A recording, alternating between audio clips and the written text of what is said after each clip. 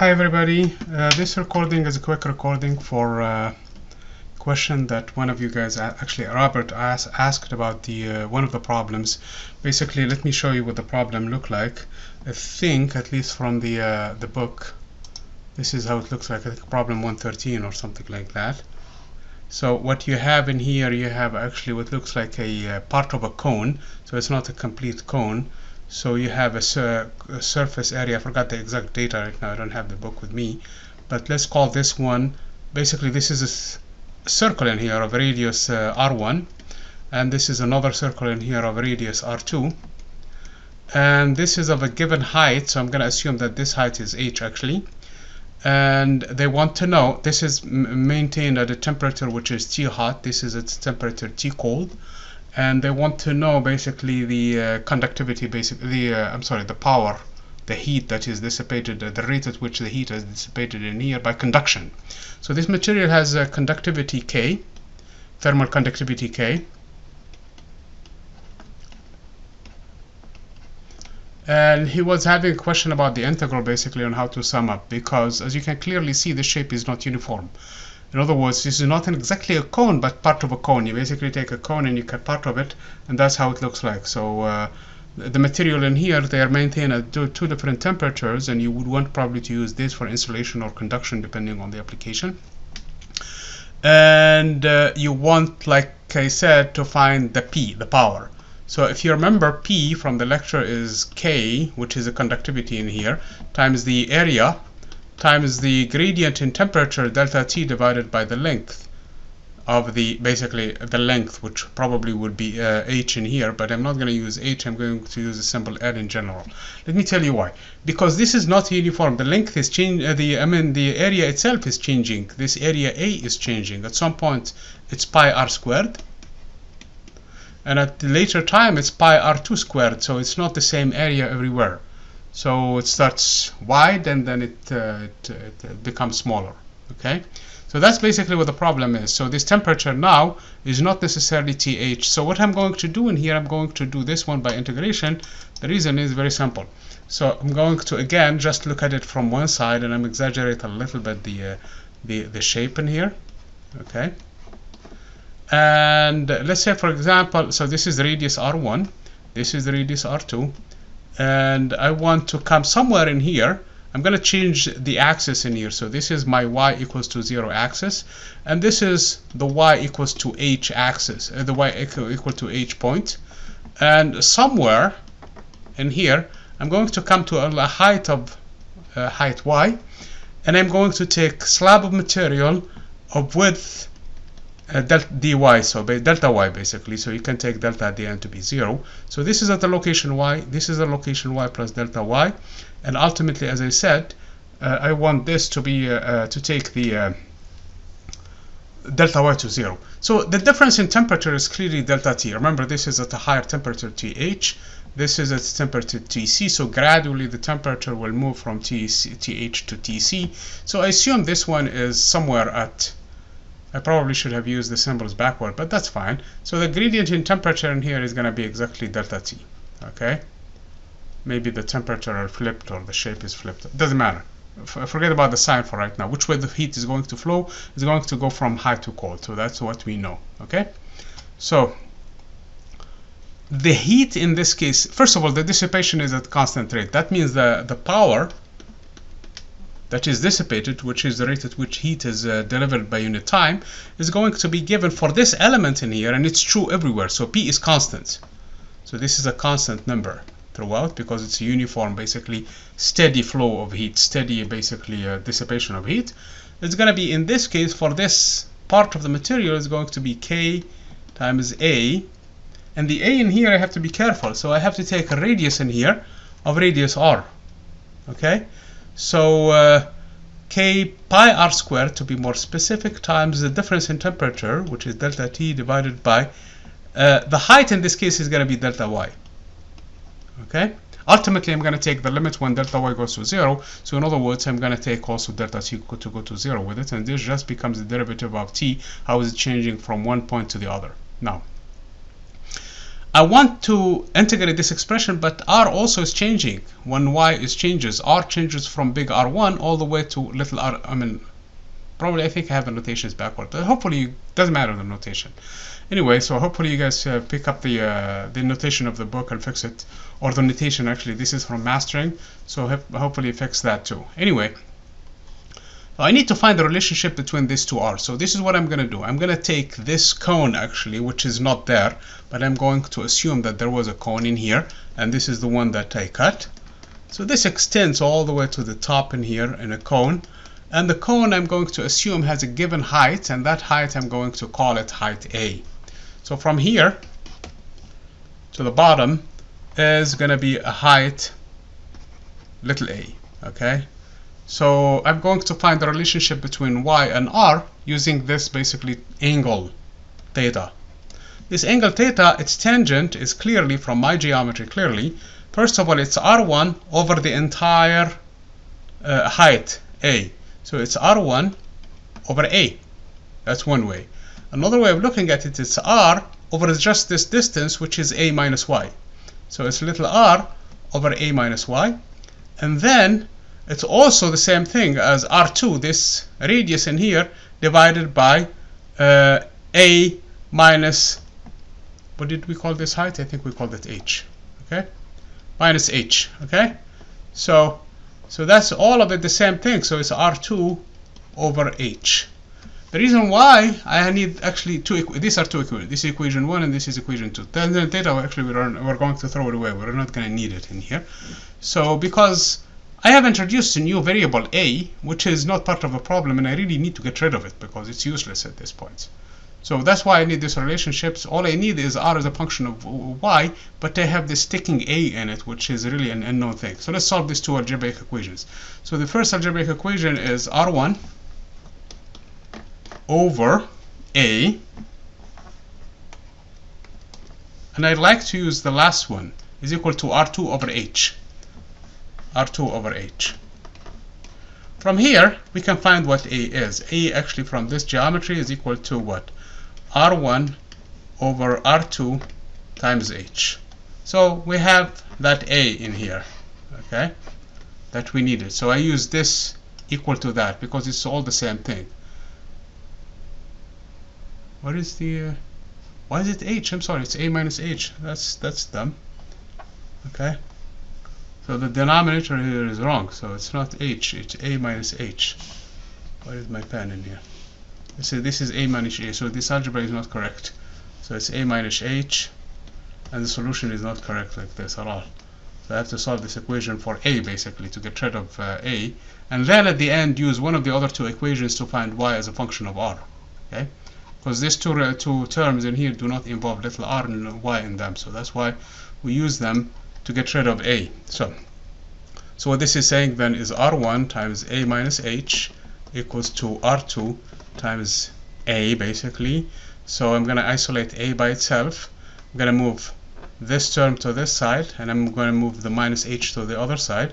So it's going to be r1 minus r2 times a is equal to r2h, and this gives me a better expression for a, which is the ratio of r2 over r1 minus r2 times h. That's better, okay? And we can clearly see that this expression is positive because r1 I took it to be greater than r2 in my shape, the way that I drew the shape in here. So this is good. Now we have found a. Now we need to use these two expressions, for example, to find how r depends on y, because we want to plug it in here. And we know that p is constant, and at the end, as you probably guessed, we're going to integrate over dt and dy and find how that expression depends on one another and plug it back into the expression. And now we have, because we know the boundaries, we know that the lower limit for t is going to be th, the upper limit for t is tc, and the lower limit for y is actually 0, and the upper limit is going to be h. So we know the boundaries of integration as given by the given values of this expression. We'll plug in it, and we're going to pull out of that equation p, because basically it's going to be this term in here. So let's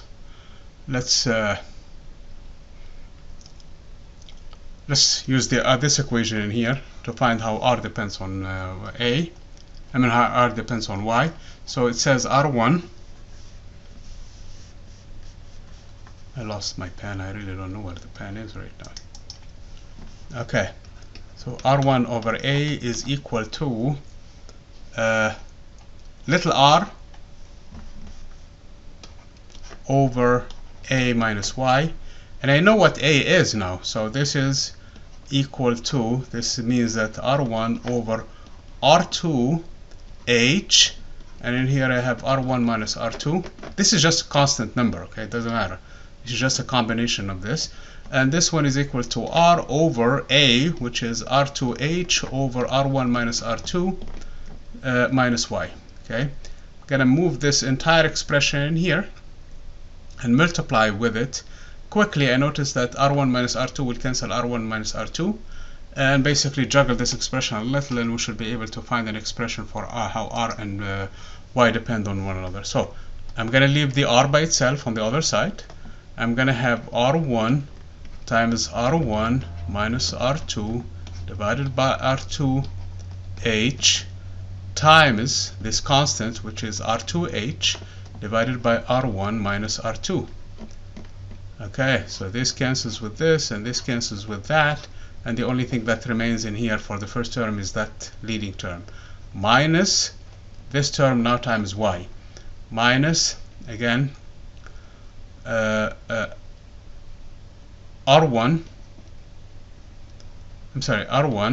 times R1 minus R2 divided by R2H times Y. Does this make sense? And here,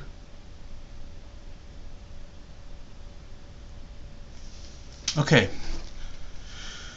so R is equal to R1 minus, because all of this is R1, but if I plug in Y is equal to R2, Y is equal to H, I'm going to find R1 times R1 minus R2 divided by R2, and that is nonsense. Okay, there is a mistake I made somewhere in here in the algebra. Okay, hopefully you guys probably found it somewhere in here. So I have A minus Y, that's correct, and then here is R, that is actually the tangent of this angle, which is the whole A minus Y. So this expression is correct, and the numerator is R, as it should be, and the denominator is as it should be. So and we just found the expression for A, and A is R2 over R1 minus R2 times H. So in particular, if H is equal to, oh man, okay, so let's see here, R1 over A is equal to R over R2H over R1 minus R2. Oh man, I know what happened in here. No, I don't.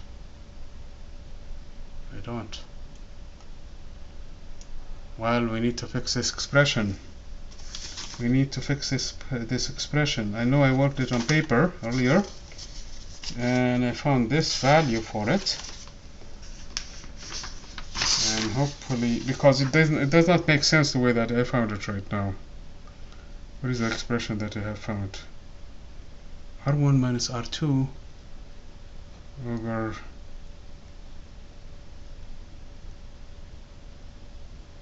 A. So when Y is equal to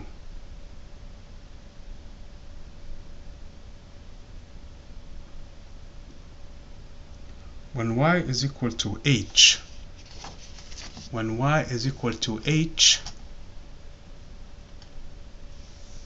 I have R1 times R1, that's R1 squared minus R1 R2. Well, probably this expression, because I expect this whole value to be R2 in here on this side, okay? And this one has to be R2. So so basically this is what we have found, okay? I don't know if this is a question that Robert asked, but probably I should really work out these details in here. So when Y is equal to H, the H cancels, and the common denominator is going to be R2, and in here I will have R2 times R1 minus R1 squared minus R1 R2, which is plus R1 times R2, and this is not correct.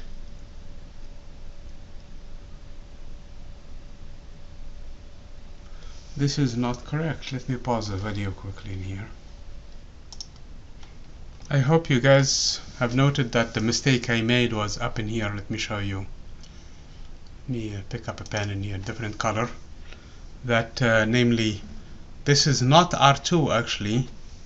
This is R1. Let me explain why that is. When I moved, sometimes when you do, that's good actually. When you do something too fast, that's when you catch yourself and when you put yourself in jeopardy. So when I rewrite this expression, let's explicitly write it R1 times A minus R1 times H is equal to R2A. So when I move this to that side, it's R1H that moves to the other side, not R2. So this becomes a 1. So in other words, it's going to be R1 minus R2 times A is equal to R1H. So this is actually 1, not 2, in the expression for A. Which means that in here, it's going to be R1 again. Because when you divide by A, I'm going to pick up a 1 in here. This is a 1, not a 2. And again, this will cancel regardless. So even though I had it wrong in here, but they still cancel nonetheless. And it's here where the trouble is. This is where the R1 is. Cancels that R1, and the expression will be a lot easier to write now. So this is wrong now. So R then is equal to R1, that's correct, the first term coming from here, minus the R1 cancels, so I'm left with an R1 minus R2 over H times Y. Now if you plug in Y equals to 0, of course R is equal to big R1, and if you plug in H equals to Y equals to H, R needs to be exactly R2, and it is. And here, if I plug Y equals to H, the H cancels the H, and the expression on the right hand side will become R1 minus R2, which is exactly R2, as it should be. So the expression is correct. Now we have an expression for R as a function of Y, and the expression for R as a function of Y is simply equal to R equals to R1 minus. I was going to delete this video and make a new one, but I'm glad I'm going to leave it as is, because once you make a mistake, and immediately try to catch yourself with it. Otherwise, when you ask yourself, does it make sense? And it doesn't make sense, you know that you made a mistake somewhere, so you go and fix it. So I'm going to leave the video in here so that you see that there was something wrong when you're in actually doing things so fast, and you make these mistakes, and you end up with some nonsense result that's going to mess up everything for you. Okay? This result makes sense now because I can check both boundaries. I can check R equals for Y equals to 0, R is equal to R1, and for Y equals to big H, for the height of this shape in here, R is equal to R2, and everything is well. Now I come back to this expression and sub the value of R as a function of Y, and we are in business. So P is a constant, the power in here at which this thing is dissipated, times pi times this R squared, which is R1 minus R2 divided by H times Y. H is the shape of the whole thing, times the whole thing squared, times dt over t dy. And now I'm going to separate the change the variables, move them around, and just finish the integration quickly. So what I have on one side, so I'm going to leave the dt by itself in there because it's easier to handle that way. And the dy, I'm going to flip everything in here with a p in it. Don't forget that the p, which is a constant, but that's actually, it needs to be included. So it's going to be dy, and the p next to the dy, and everything else in the denominator. So I have p dy over kappa, the coefficient of the conductivity, thermal conductivity for the material, times pi times open parentheses R1 minus R2 times Y over H, the whole thing squared. Okay, And now it's a matter of just doing an integration and changing variables and doing stuff like that, which is standard stuff. So on one side, it's delta t from th minus tc. So when I integrate from the lower end to the upper end, it's going to be integral, and I think that minus sign will really is needed now, because the integration is from 0 for y all the way to h of this p, which is constant, and the conductivity is constant, pi is constant, so I'm left with dy over this square expression. And if I do a proper change of variable in here, I can find basically the entire derivative of this expression, 1 over y squared, basically 1 over x squared, which is just basically an expression that is 1 over x, and move all of the terms in here. Once I find that, don't forget the boundaries of integration in here. What is 0 is actually h. I forgot this is R1. And you should be able to find the answer for the power. Then just basically move things back to the other side and you're done. So in other words, what the power is going to look like now is going to be p is going to be k pi times th minus tc over this integral in here from 0 to h of R1, of dy over R1 minus R2 times y over h, the whole thing squared. And it's in the denominator, and it's fine, okay? There's no problem with an integral in the denominator. Okay, I hope this is helpful.